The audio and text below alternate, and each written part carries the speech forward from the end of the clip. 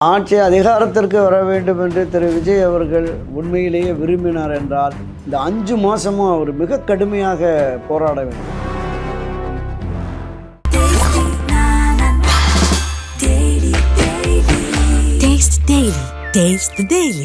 எடப்பாடி பழனிசாமி இல்லாத ஒரு ஒருங்கிணைந்த அதிமுகவை உருவாக்கி திரு விஜயோடு கைகோர்த்து கூட்டணி ஆட்சி என்கிற நிலைப்பாட்டில் வருவதற்கு கூட கூடுதல் வாய்ப்பு இருக்கு. திரு செங்கோட்டையன் அவர்களுமே தேர்தல் ஆணையத்தில் போய் எடப்பாடி பழனிசாமி தலைமையிலான அதிமுக மீது ஒரு டிஸ்பியூட் இருக்கு, இந்த ரெட்டலை தொடர்பாகவும் விசாரிக்கணும் அப்படிங்கிற மாதிரி ஒரு பெட்டிஷன் கொடுத்துருக்கிறார். திராவிட முன்னேற்ற கழக ஆட்சியை வீழ்த்த முடியாது, இவர்களையும் இணைத்து கொண்டுதான் நாம் இந்த தேர்தலை எதிர்கொள்ள வேண்டும் என்று பாரதிய ஜனதா கட்சி கருதுமே என்றால் அவங்களை இணைச்சு பயணிப்பார்கள். தாவேகா, காங்கிரஸ், இந்த பக்கம் ஓபிஎஸ் அணி, சசிகலா, தினகரன், செங்கோட்டையன் போன்றவர்கள்லாம் ஒன்றுபட்ட அதிமுக நாங்கள் தான் என்று வருகிற பொழுது அது ஒரு வலிமையான கூட்டணியாக இருக்கும், வெற்றி கூட்டணியாக இருக்கும்.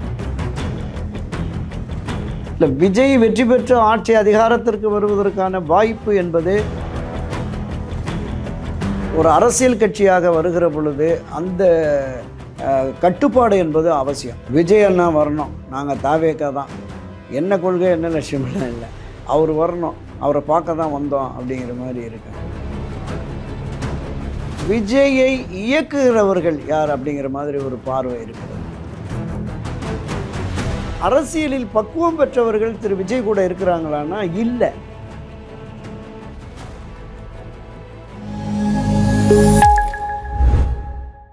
ராஜஸ்நேயர்களுக்கு வணக்கம். அரசியல் பல பரபரப்பான கட்டங்களை நோக்கி நகர்ந்து கொண்டு வருகிறது. அது குறித்து விவாதிக்க மூத்த பத்திரிகையாளர் திரு துரைக்கண்ணா அவர்கள் முன்னிணைந்திருக்கிறார். வணக்கம் சார். வணக்கம் தம்பி. ஒரு பக்கம் ஏடிஎம்கேவோட அலைன்ஸ் வரல அப்படின்னு சொல்லிட்டு டிவிக்கு வந்து டிக்ளேர் பண்ணிட்டாங்க. ஆல்மோஸ்ட் டிக்ளரேஷன் தான் இது. ஏன்னா விஜய் தலைமையிலான கூட்டணி அப்படின்றப்போ விஜய் தலைமையை ஏற்றி எடப்பாடியோ அதிமுகவோ இல்லை அந்த என்டி அலையன்ஸோ வரதுக்கான வாய்ப்புன்றது குறைவாக இருக்கும். அப்படின்றப்போ விஜயோட யார் கூட்டணி வருவான்ற ஒரு கேள்வி வரும்ல. அண்ணா திராவிட முன்னேற்ற கழகத்தை ஒற்றுமைப்படுத்த வேண்டும், பிரிந்து கிடக்கிற சக்திகள்லாம் ஒன்றிணையும் என்கிற முயற்சியை மேற்கொண்டிருக்கிற திரு ஓபிஎஸ், திருமதி சசிகலா, அமமுகவை வழிநடத்துகிற திரு டிடிவி தினகரன், இவர்களோடு இப்போது இணைந்திருக்கிற திரு KA செங்கோட்டையன், இப்போ இவங்க தொடர்ந்து வலியுறுத்துகிறார்கள், போராடி பார்க்கிறார்கள்.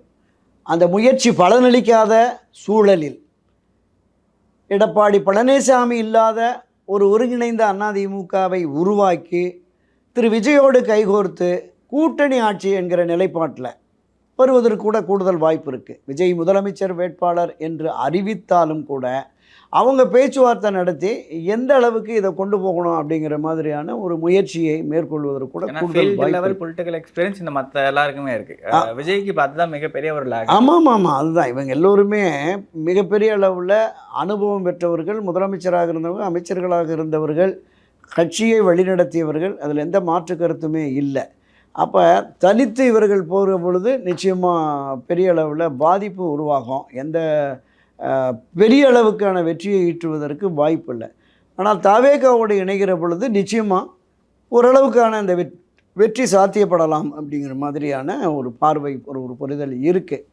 இப்போது இந்த பீகார் தேர்தல் முடிந்தவுடனே அமித்ஷா சென்னை வருவதாகவும் வந்து இங்கே 2-3 நாட்கள் இருப்பார் அப்படிங்கிற மாதிரி சொல்லியிருக்காங்க. அப்போ இந்த அழுத்தம் திரு எடப்பாடிக்கு தொடர்ந்து அண்ணா திராவிட முன்னேற்ற கழகத்திலிருந்து ஒரு அழுத்தம் வந்து கொண்டே இருக்கிறது. இந்த நிலைப்பாடு இப்போ திரு செங்கோட்டையன் அவர்களுமே தேர்தல் ஆணையத்தில் போய் எடப்பாடி பழனிசாமி தலைமையிலான அதிமுக மீது ஒரு டிஸ்பியூட் இருக்குது, இந்த ரெட்டலை தொடர்பாகவும் விசாரிக்கணும் அப்படிங்கிற மாதிரி ஒரு பெட்டிஷன் கொடுத்துருக்கிறார். ஒருவேளை பாரதிய ஜனதா கட்சி இதை ஒரு ஆயுதமாக எடுத்து திரு எடப்பாடிக்கு அவர்கள் தரப்பிலும் ஒரு அழுத்தம் கொடுப்பதற்கான கூடுதல் வாய்ப்பு இருக்கிறதா நான் பார்க்குறேன். அப்படி இவர்கள் வெளியில் போகிற போது இவங்கெல்லாம் வெளியில் இருக்கிற ஆட்களால் நம்மளால் திராவிட முன்னேற்ற கழக ஆட்சியை வீழ்த்த முடியாது, இவர்களையும் இணைத்து கொண்டு தான் நாம் இந்த தேர்தலை எதிர்கொள்ள வேண்டும் என்று பாரதிய ஜனதா கட்சி கருதுமே என்றால் அவங்களை இணைச்சி பயணிப்பார்கள். அப்படி இல்லைங்கிற போது ஏதாவது ஒரு ஆல்டர்னேட்டிவ் வர்ற போது எடப்பாடிக்கு பாடம் புகட்டுவதற்காக இப்படி ஒரு நிலைப்பாட்டை எடுப்பதற்கு கூட வாய்ப்பு இருக்கிறதா நான் கருதுகிறேன். Okay sir. ஆனால் இப்படி ஒரு கூட்டணி அமையும் பட்சத்தில் விஜய் அவர்கள் ஜெயிக்கிறதுக்கான வாய்ப்பு இருக்குன்னு நினைக்கிறீங்களா? இல்லை, விஜய் வெற்றி பெற்று ஆட்சி அதிகாரத்திற்கு வருவதற்கான வாய்ப்பு என்பது ஏறத்தாழ ஒரு 15% அதிகபட்சமாக திரு விஜய் அவர்களுக்கு இருக்கும் அப்படிங்கிற மாதிரி இருக்குது. இப்போ நான் சொன்ன திரு ஓபிஎஸ் அவர்கள், திருமதி சசிகலா, டிடிவிங்களாம் வந்து இதுவும் ஒரு 10-15% என்கிற அளவில் தான் இருக்குது. ஏறத்தாழ ஒரு 30% இங்கே தான் இருக்குது. என்டிஏ அணியும் ஏற்கனவே ஒரு 20-30% வாங்கியிருக்கிறாங்க. அப்போ இந்த வாக்குகள் பிரிகிற பொழுது மீண்டும் திமுக வருவதற்கு தான் பெரிய அளவில் வாய்ப்பு இருக்குது. விஜய் முதலமைச்சர் வேட்பாளர் என்று அறிவித்து ஒன்றுபட்ட அதிமுக, இந்த வெளியில் இருக்கிற இவர்களோடு எடப்பாடி எல்லோரும் சேர்ந்து விஜயோடு அணி அமைக்கிற பொழுது நிச்சயமாக ஆட்சி அதிகாரத்திற்கு வருவதற்கு கூடுதல் வாய்ப்பு இருக்கிறது. முதலமைச்சர் வேட்பாளர் என்று திரு விஜயை அறிவித்து விட்டதால் இந்த வாய்ப்பு நிச்சயமாக இல்லை அப்படின்னு தான் நம்ம பார்க்குறோம். விஜய் இந்த தேர்தலில் முதலமைச்சராக வருவதற்குரிய வாக்குகள் கிடைக்குமா ஒரு மிகப்பெரிய கேள்விக்குறி தான். மக்கள் விரும்பினால் மாற்றத்தை எதுவும் நடக்கலாம். சார், தொடர்ச்சியாக டிவிகே சைட்லேருந்து சொல்கிற விஷயங்கள் என்ன பார்த்தீங்கன்னா, காங்கிரஸ் கூட அங்கே பேச்சுவார்த்தை நடத்திட்டு இருக்கோம் அப்படின்னு விஷயங்கள் அரசியல் புதுசாக சொல்லிகிட்டே இருக்காங்க. ஏன்னா அந்த கரூர் ஸ்டாம்பேடுக்கு அப்புறமா ராகுல் காந்தி அவர்களோட விஜய் அவர்கள் பேசினாருன்ற மாதிரி விஷயம் தொடர்ச்சியாக பேசிகிட்டே இருக்காங்க. இப்போ இந்த பக்கம் டிடிவி, ஓபிஎஸ், சசிகலா இவர்களாலுமே பாஜக மீது ஒரு விதமான அதிருப்தியில் இருக்காங்க. அது ஓப்பனாகவே ஓபிஎஸ் அவர்கள் சொல்லிட்டாரு. நயனார் நாங்கள் மீட் பண்ணணும்னு கேட்டப்போ வந்து ஹெல்ப் பண்ணலை அப்படின்ட்டாரு. டிடிவியும் அதே தான் சொன்னார். அண்ணாமலை அப்போ இந்த ரிலேஷன்ஷிப்ன்றது இப்போ நயனார்கிட்ட இல்லை அப்படின்ற விஷயங்கள் சொல்லிட்டாங்க. ஒருவேளை ஓபிஎஸ், டிடிவி, சசிகலா போன்றவர்கள் வந்து விஜயோட வந்து காங்கிரஸ் போன்ற கட்சிகளும் வந்துச்சு அப்படின்னா ஆட்சிக்கு வர்றதுக்கான வாய்ப்புகள் இருக்கும்னு நினைக்கிறீங்களா? இல்லை, நிச்சயமாக. இப்போ காங்கிரஸ் வருகிற பொழுது காங்கிரஸ், கம்யூனிஸ்ட்டு, நீங்கள் சொன்ன இந்த அண்ணா திராவிட முன்னேற்ற கழகத்தின் ஒரு பகுதியினர் அமமுக இணைகிற பொழுது இதுதான் நேரடி எதிர்கூட்டணி. இப்போ திரு விஜய் சொன்னார்ல, டிஎம்கே வெர்சஸ் டிவிகே, அது சரியாக வந்துடும். அப்போ திரு எடப்பாடி அதிமுகவும் என்டிஏ தேர்ட் ஃப்ரண்ட் ஆயிரும், மூன்றாவது அணி ஆயிரும். வெற்றி தோல்வியை தீர்மானிக்கிறது இந்த கூட்டணி, விஜய் தலைமையிலான அதிமுக, காங்கிரஸ், இந்த கூட்டணி என்பது நிச்சயமாக இந்த ஆட்சி அதிகாரத்திற்கு எதிரான மனப்போக்கு என்பது பெருவாரியாக இருக்குது. நம்ம பார்த்தோம் பொதுவெளிகளில் பொதுமக்களின் அனைத்து பிரிவினரும் போராட்டம், ஆர்ப்பாட்டம் நடக்கிறத தாண்டி இப்போ துப்புரவு பணியாளர்கள் தொடங்கி ஆசிரியர்கள், அரசு ஊழியர்கள், மருத்துவர்கள், செவிலியர்கள், இந்த பக்கம் போக்குவரத்து தொழில்கள், மின்வாரிய ஊழியர்கள், துப்புரவு தொழிலாளர்கள், அங்கன்வாடி ஊழியர்கள், டாஸ்மாக் ஊழியர்கள், பார்வையற்ற மாற்றுத்திறனாளிகள் உட்பட பலரும் இதில் அதிகபட்சமாக இப்போ சமீப காலமாக பார்த்தீங்கன்னா விவசாயிகள் பல்வேறு பிரிவினரும், இந்த பக்கம் நெசவாளர்கள் என்று அரசு சார்பான அமைப்பு, அதை தாண்டி பல்வேறு பிரிவினருமே போராட்ட களத்தில் இருக்கிறாங்க. இந்த அரசு மீது அதிருப்தியில் இருக்கிறார்கள். அப்போ இந்த அரசின் அதிருப்தி வாக்குகள் ஒரு சேரணும். 4 பிரிவாக போச்சுன்னா வெற்றி சாத்தியம் இல்லை. அப்போ நீங்கள் குறிப்பிடுற மாதிரி தாவேகா, காங்கிரஸ், இந்த பக்கம் ஓபிஎஸ் அணி, சசிகலா, தினகரன், செங்கோட்டையன் போன்றவர்கள்லாம் ஒன்றுபட்ட அதிமுக நாங்கள் தான் என்று வருகிற பொழுது அது ஒரு வலிமையான கூட்டணியாக இருக்கும், வெற்றி கூட்டணியாக இருக்கும் நிச்சயமாக. ஓகே சார், விஜய் அவர்கள் வந்து 2026 தேர்தலுக்கு என்ன மாதிரி ஆயத்த பணிகள்லாம் செய்யணும்? ஏன்னா இப்போ பொதுக்குழு எல்லாமே போட்டார், தொடர்ச்சியான மக்கள் சந்திப்புன்றதை விஜய் வந்து தவிர்த்துட்டே வராரு. கட்சிக்காரங்களே பல இடங்கள் சந்திக்க மாட்டேன்ற மாதிரி கம்ப்ளைண்ட்லாம் வந்துட்டே இருக்கு. அந்த கரூர் சம்பவத்துக்கு அப்புறமா இப்போ தான் வந்து பொதுக்குழியை வந்து கூட்டியிருக்காங்க, பல தீர்மானங்கள் போட்டிருக்காங்க. அதில் அந்த கோவை பாலியல் சம்பவம் உட்பட பல விஷயங்களை வந்து அவங்க பேசியிருக்காங்க. கரூரில் இறந்தவங்களுக்கு அந்த இரங்கல் தீர்மானத்திலிருந்து இந்த நகர்ப்புற நேரு அமைச்சர் நேருவோட அந்த மினிஸ்ட்ரியில் நடந்த நியமனத்துக்குள்ள அவ்வளோ பெரிய ஊழல் நடந்திருக்குன்ற மாதிரி விஷயங்கள், பணி நியமனத்துக்கு லஞ்சம் பெற்றிருக்காங்க அப்படின்ற மாதிரி கம்ப்ளைண்ட்ஸ் எல்லாமே பேசியிருக்காங்க. இந்த மாதிரியான விஷயங்கள் எல்லாம் வந்து பார்த்தீங்கன்னா விஜய் எப்படி கையாளணும்னு நினைக்கிறீங்க? இல்லை, ஆட்சி அதிகாரத்திற்கு வர வேண்டும் என்று திரு விஜய் அவர்கள் உண்மையிலேயே விரும்பினார் என்றால் இந்த 5 மாதமும் அவர் மிக கடுமையாக போராட வேண்டும். இந்த 234 தொகுதிகளுக்கும் அவருடைய பயணம் அவசியம். நான் கேள்விப்பட்டேன், கடந்த 2 வாரங்களுக்கு முன்பு ஓராண்டுக்கு ஹெலிகாப்டர் வந்து அவங்க ரிசர்வ் பண்ணி வச்சுருக்காங்க. ஒவ்வொரு மாவட்ட தலைநகருக்கும் விமானத்தில் போய் அங்கேருந்து ஒரு மைய பகுதிக்கு ஹெலிகாப்டரில் போய் மரியாதைக்குரிய மறைந்த செல்வி ஜெயலலிதா பாணியில் அவர் பிரச்சாரத்தை மேற்கொள்ள திட்டமிட்டிருக்கிறாரு அப்படிங்கிற மாதிரி இருக்குது. அது வந்து நீங்கள் மிகப்பெரியவில் ஆட்சி அதிகாரத்தில் இருந்து 2-3 முறை 5 முறை 6 முறை ஆட்சியில் இருந்த தலைவர்கள் போகிறதுங்கிறது வேறு. ஆனால் திரு விஜய் அப்படி போனார்னா தங்கள் பகுதிக்கு வரணும் அப்படிங்கிற அந்த பார்வை மக்களுக்கு இருக்கணும். வெறும் சனிக்கிழமை என்பதை மாற்றி வாரத்தின் 5 நாட்கள், சனி ஞாயிறு நீங்கள் ஓய்வெடுக்கலாம், விடுமுறையில் இருக்கலாம். அவர் இந்த பிரச்சாரத்தை மேற்கொள்ளணும். ஓப்பன் நீங்கள் ஒரு அடைத்த அந்த கேரவான் மாதிரியான ஒரு பஸ்ஸில் இருந்து போகிறப்போ தான் பின்னாடியே எந்த பாயிண்டில் பேசுகிறாரோ அது வரைக்கும் ஆயிரக்கணக்கானோர் தொடர்ந்து வர்றாங்க. அங்கே ஏற்கனவே ஒரு ஆயிரக்கணக்கானோர் அங்கே குழுமி இருக்கிறாங்க. நீங்கள் ஒரு பகுதியில் அவர் பார்த்துட்டு ஒரு முக்கியமான பாயிண்டில் ஒரு 5 நிமிஷம் 2 நிமிஷமும் பேசிட்டு போயிட்டாருன்னா இது தொடராது. இப்போ அந்த பாணியை புரட்சியாளர் எம்ஜிஆர் அப்படி தான் பண்ணார். செல்வி ஜெயலலிதாவும் தொடக்க காலத்தில் 1988 செப்டம்பர் தொடங்கி 89 தேர்தல் வரைக்கும் செல்வி ஜெயலலிதா தமிழ்நாடு பூரா போனாங்க. ஒரு மாவட்டத்துக்கு 4 நாட்கள் 5 நாட்கள் வேனில் தான் ஏறி பேசுவாங்க. ஒரு நாளைக்கு 20-30 பாயிண்ட்டு. அந்த வழிநெடுக போகிற போது எங்கே க்ரௌடு அதிகமாக இருக்கோ அங்கே பேசுவாங்க. சிறிய கிராமமாக 5 நிமிடம், பெரிய நகர் பேரூராட்சி நகராட்சி 10 நிமிடம், பொதுக்கூட்டம் மாவட்ட தலைநகர்களில் 30 நிமிடம் 40 நிமிடம் பேசுவாங்க. அந்தந்த தொகுதியினுடைய பிரச்சனைகளை மையப்படுத்தி ஒட்டுமொத்தமாக தமிழகம் பாதிக்கக்கூடிய பிரச்சனைகளை மையப்படுத்தி இந்த உரையை தயாரித்து தான் பேசுவாங்க. ஸோ அந்த பாணியை இவர் கடைப்பிடிக்கணும். ஒரு மாவட்ட தலைநகரில் போய் தங்கிட்டு அந்த மாவட்டத்தில் 10 தொகுதி 15 தொகுதி 5 தொகுதி இருக்கும். 2 நாள் அப்படியே வேனில் ஒரு ரவுண்ட் போயிட்டு வந்தாருன்னு சொன்னால் ஒரு பெரிய அளவில் அவருடைய ஆதரவாளர்களை ஈர்ப்பதற்கும் அது சரியாக இருக்கும். புதிய வாக்காளர்களை கொண்டு வருவதற்கும் சரியாக இருக்கும். விஜய் நம்மவர், இவர் ஒரு நல்லாட்சியை தருவார் அப்படிங்கிற நம்பிக்கையும் மக்களுக்கு வாக்காளர்களுக்கு இருக்கும். இன்றைக்கு அவரை பின்பற்றுகிற ரசிகர்கள் அவங்க இன்னும் அரசியல் படுத்தப்படலை. அவங்களுக்கு அந்தந்த பகுதிகளில் பொறுப்புகளை கொடுத்து அவங்க இந்த ஒரு என்ன செய்ய போகிறார். இப்போ தீர்மானங்கள் போடுறாங்க பொதுக்குழுவில். நீங்கள் குறிப்பிட்டது மாதிரி மக்களுக்கு எதிரான இந்த பிரச்சனைகளை இந்த அரசு கையாளுறது சரியில்லை. அப்போ இதை நாங்கள் எந்த அளவுக்கு பண்ணுவோம் அப்படிங்கிற மாதிரியான அந்த விஷயத்தை முன்னெடுக்கணும். எந்த வகையில் மாற்றத்தை நாம் கொண்டு வர இருக்கிறோம் அப்படின்னு அது மக்களுக்கு நம்பிக்கை ஏற்படக்கூடிய அளவிலானதாக இருக்க வேண்டும். ஸோ அந்த அடிப்படையில் தமிழகம் முழுவதும் இந்த 3-4 மாதங்கள் திட்டமிட்டு அந்த பிரச்சாரத்தை மேற்கொள்ள வேண்டும். அப்படி மேற்கொண்டால் இது ஒரு வலிமையானதாக இருக்கும். ஏன்னா மற்ற கூட்டணி அரசியல் கட்சிகள் அது ஒவ்வொரு மாவட்ட தலைநகர்களிலும் இந்த கூட்டத்தை போடணும். தவிக தலைவரான கூட்டணி பொதுக்கூட்டம் அப்படின்னா அந்த தலைவர்களை வச்சு பொதுக்கூட்டம் போடணும். பொதுக்கூட்டம் முடிச்சுட்டு அடுத்து இவர் ஒரு லைன் அவங்கவுங்க பகுதிகளில் பிரச்சாரத்தை மேற்கொள்ளணும். அப்போ அது ஒரு நீங்கள் குறிப்பிட்ட அந்த காங்கிரஸ் மற்றும் இந்த அண்ணா திராவிட முன்னேற்றக் கழகத்தில் எடப்பாடி இல்லாத அண்ணா திராவிட முன்னேற்றக் கழகத்தின் ஒரு பகுதி அமமுக, இது போன்ற கட்சிகள் வருகிற பொழுது நிச்சயமாக அது ஒரு வலிமையான கூட்டணி அமையுமா அப்படிங்கிறது தான் நம்ம பார்க்கணும்.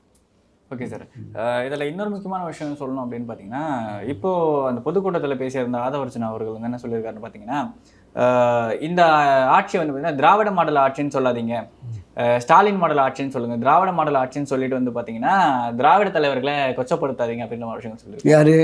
ஆதவர்ஜுனா அவர்கள். அதை பற்றி என்ன நினைக்கிறீங்க? இல்லை, அதாவது அரசியலில் விமர்சனங்கள் கருத்து மாறுபாடுகள் ஏற்படுகிற பொழுது இது மாதிரியான விமர்சனங்கள் தவிர்க்க முடியாது.